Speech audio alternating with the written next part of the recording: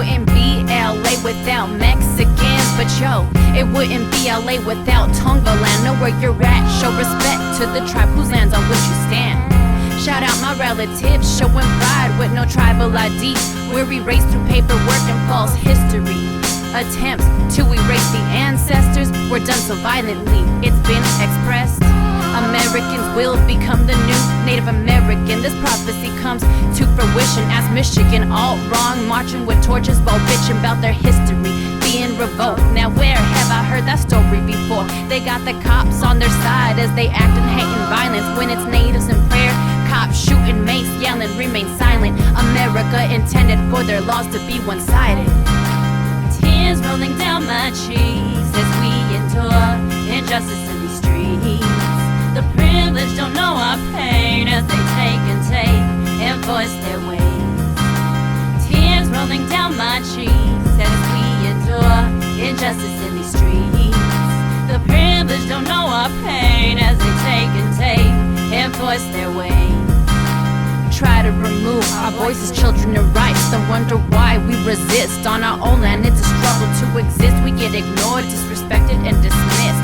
Riots from blacks for similar discrepancies against the perpetrators. They tell us all to go back to somewhere, failing to acknowledge they're the invaders. Their schools fail to teach us our truth and pride, so it's on us to keep our truth alive. Gaining our pride back in these last few decades, after our grandparents were cornered into self-hatred. Our children's children will never forget about broken trees and broken promises. They take our land and give us land and take it away, yet an Indian giver is what we're named. Dead silent, we will never remain. Tears rolling down my cheeks as we endure injustice in these streets. The privileged don't know our pain as they take and voice their ways. Tears rolling down my cheeks as we endure injustice in these streets. The privileged don't know our pain as they take and voice their ways. Fear and atrocious corporal punishment is how the European immigrants made examples of us since the 1400s. And if you think it's a thing of the past, think again. From Leonard Peltier, Orlando Watley, to Red Fawn, the system is still finding ways to falsify cases to imprison as well as murder our people. Let us never forget John Trudell's wife, children, and mother-in-law, who were burned to death in a suspicious house fire which was never investigated.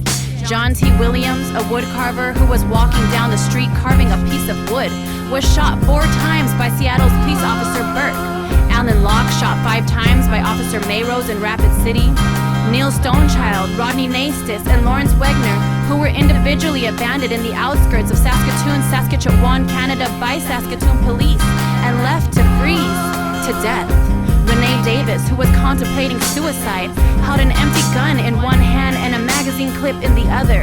Paul Castaway, who held a knife to his own neck. Both shown signs of depression and clearly needed help. Both shot to death by police. L'Oreal Barnell, who was shot 5 times by Arizona police officer Shipley for supposedly holding a pair of scissors. The list goes on. These indigenous injustices get swept under the rug, while those claiming to be in power continue to turn a blind eye. We are thought of and treated as animals. The biggest mistake in that view is that all animals too are the brothers and sisters of man.